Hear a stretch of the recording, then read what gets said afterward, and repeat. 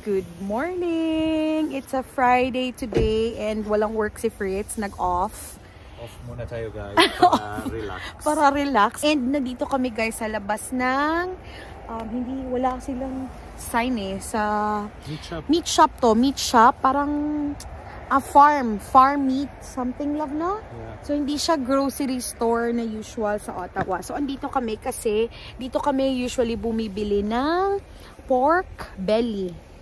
Tama ba? Pork belly. Tapos sometimes ng mga manok na din kasi mas mura dito guys kumpara dun sa mall or no, sa grocery store. So tumawag na akong ginagawa ko dito is tumatawag ako ahead of time. Tapos in-order ko sa phone kung ano yung mga meat na kukunin namin.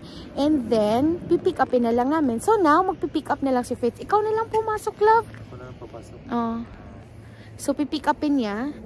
Usually, or most of the time talaga, ready na yung order namin pagkadating namin. So, it's not a hassle. Kasi, igo na Bisaya na no. So, ayan, papasok na si Fritz, guys. Siya lang pinakuha ko kasi yung mga bata andito sa sasakyan. Hindi ko pinapasok si Kia na lang. Kasi yung kapatid niya may sakit. May sina tsaka ubot sipon. Si Kian din may ubot sipon din. So it's a Friday. So hindi ko na sila pinapasok para makapagpahinga. Ayan, tulog na tulog si Kayla. Bibili din kami ng gamot kasi naubusan ako ng Tylenol sa bahay. So ayun na, aantayin namin si Daddy dito. Ang ganda ng weather today. Ito guys, medyo malayo to sa bahay. It's like 35 minutes drive. Pero mga farm yan dyan. Farm. So diretso pa to doon sa malayo, dyan sa street na yan.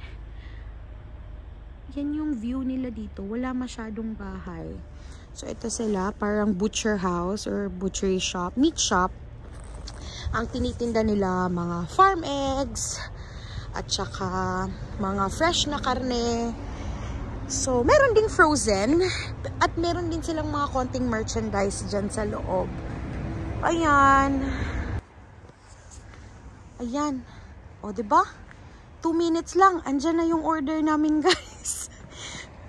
Ang laman ng box na yan is belly lang, pork belly. Dito kami bumibili kasi yung isang, ano bang tawag doon? Isang whole, isang slab, isang buong tiyan ng baboy. It's $50 lang. Diba? Kesa kung bumili kami doon sa Asian, yung 1/4 nun, $20. Right, love? Yeah. Let's go. Yun lang, 2 minutes lang. Andyan na. Paalis na kami. Ang bilis ng proseso, 2 minutes lang, walang pila kasi ando na yung order. Pupunta lang si Fritz sa cashier, tapos sasabihin niya yung order niya kay Fritz, tapos magbabayad siya, tapos ilalabas yung box ng karne namin.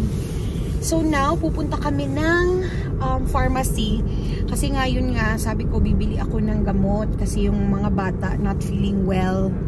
So, ayun. Naubusan ako ng pang-ubo at saka pang-fever. Meron pa naman kay Kian doon sa bahay, pero kay Kayla wala na. So, kaya bibili kami. Tapos, may konting bibilhin din sa Costco. Grocery namin for next week. Kasi, paubos na yung stock sa bahay. So, kaya bibili kami. May papakita ko sa inyo, guys. Ayan.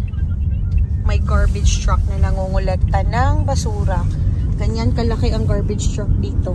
Tapos may scheduling din kung kailan yung mga recyclable, kailan yung mga compost. So may schedule yun sa pag-pick up ng garbage. So ganun kalaking mga garbage truck dito, guys. So ayan. Pabalik na kami. Kasi sabi ko nga kanina, 'di ba? Parang nasa papuntang farm yung pinuntahan namin. So ayan, ito, pabalik to doon sa city. Kasi medyo malayo yun sa city. May dinadaanan kaming parang intersection para makapasok doon. So ito, pabalik na to doon sa city kung saan may Costco, may mga Tim Hortons. Wala masyadong tao din dito guys. Tapos may mga bagong construction na mga bahay dito sa other side. So ayan, Navan. So ang tawag pala ng lugar na to is Navan.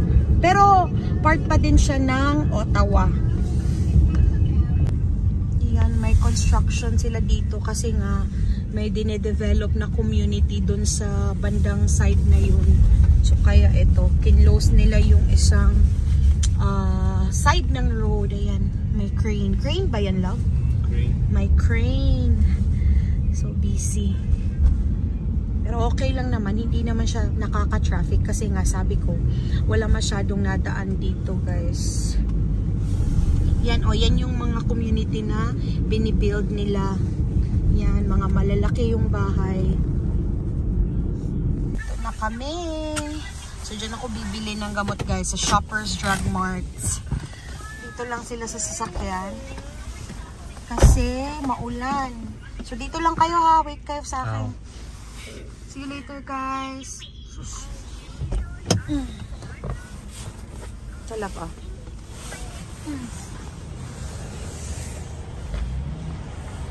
Pasok muna ako guys. Maghahanap tayo ng... Ay, umuulan. Hanap tayo ng gamot para kay Kayla.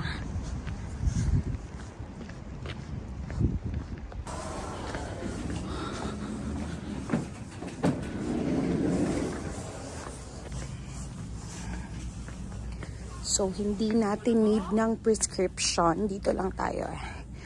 Ayan. Mga gamot sa ubo. Kaya lang, kailangan kong hanapin yung pambata. Ito. Ito yan, oh. Mga pambata. Ayan, guys. Hahanap tayo ng Tylenol. Ito, chewables. Ito yung iniinom ni Kayla. Pero 20 lang yung laman. Kahanap tayo ng mas maraming laman para masulit. Ayan. Yan yung iniinom ni Kayla at Kia na pang ubo ito. Kasi parang lagundi lang siya guys. So itong bibilhin ko 100 ml. Tapos ito 200 ml. So ito lang siguro 100 ml. Tapos yung Tylenol. Tylenol na eto, chewables. Yan oh, children's Tylenol chewables. Ito lang naman yung bibilhin ko tapos magbabayad na ako. So ito yung itsura ng pharmacy nila oh. Cosmetics, fragrance. Ayan, children's medicine. Kapagbayad na ako guys. So ayan, pabalik na tayo sa sasakyan. Pabalik na ako sa sasakyan guys. So, ito yung binili ko oh. Ayan, yung parang lagundi. Kasi may sabi siya dito na IV leaf extract. So hindi siya masyadong affect sa atay. Kasi yun yung piniprevent ko. Tapos, ito yung binili ko. Instead of Tylenol, ito yung binili ko. Advil. Diba? Hindi pa ako nakapag-seatbelt, love. Teka lang. So, ayan. Yung flavor niya is berry. So, chewable tablet siya, guys. So, I hope magustuhan ni Kayla. So, we are now at Costco. May bibilihin lang kaming konting karne guys. Tapos pupunta na kami sa Asian. Tapos uuwi na. Yan ang daming nilabas na mga ganyan. Oh. Ito, this is cute. Hoodie. Hoodie na. Roxy. So ang daming nakasale na ngayon guys. Na panglamig. Kasi nga pa-summer na. Pero kawawa naman ito. Oh no.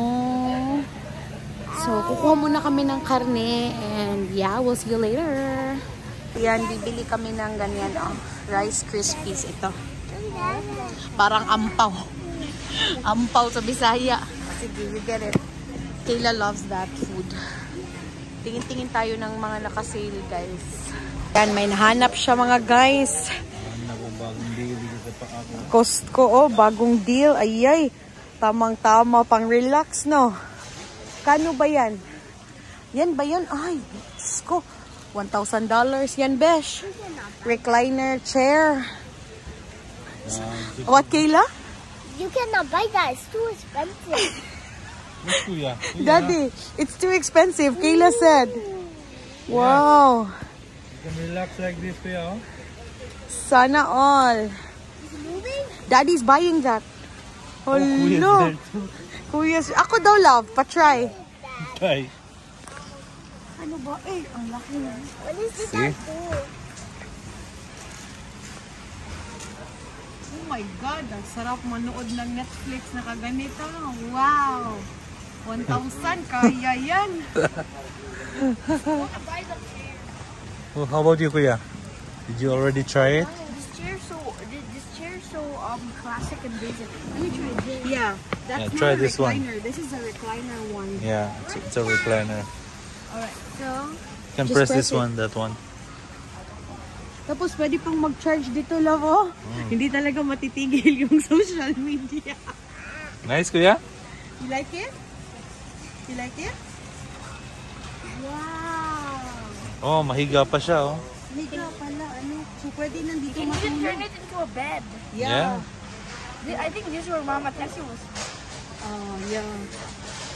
It's $1,000, babe.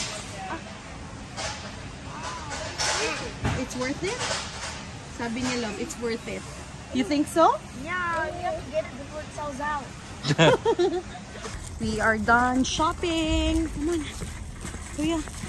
And the problem is, nakalimutan na naman ulit ni Fritz kung saan kami nakapark. Ayan, nakita na namin finally. Yeah. Daddy keeps on forgetting. Come on. Can you hold it? Careful. Yeah. Wait for Daddy to pick you up, Langga. I can do it. Oh, bagger for the day again. Dad. So, How you ayan. do, Mom? Bumili kami ng maraming tubig, guys. Can you handle it, love? Good job.